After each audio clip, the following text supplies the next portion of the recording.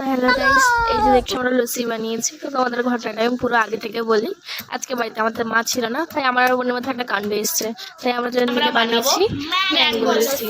এবার ম্যাঙ্গো লস্যি বানানোর জন্য আমাদের কাছে টাকাও ছিল না, তাই একটা ভাড় থেকে খুঁজে খুঁজে আমরা পেয়েছি 20 টাকা। সেই 20 টাকা দিয়েই বোনকে পাঠিয়েছি দুধ আর স্মুদ আনতে। এরপর সেই স্মুদ আর দুধ দিয়ে আমরা বানিয়েছি ম্যাঙ্গো লস্যি। তো ভিডিওটা তুমি ভালো করে দেখো।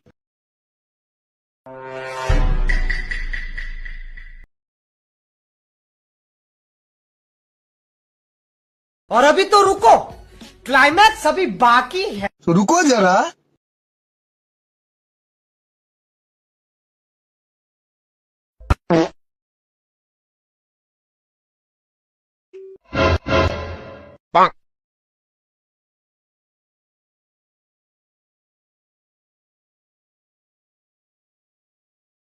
अरे बाबा अभी मजा आएगा ना भिड़ो।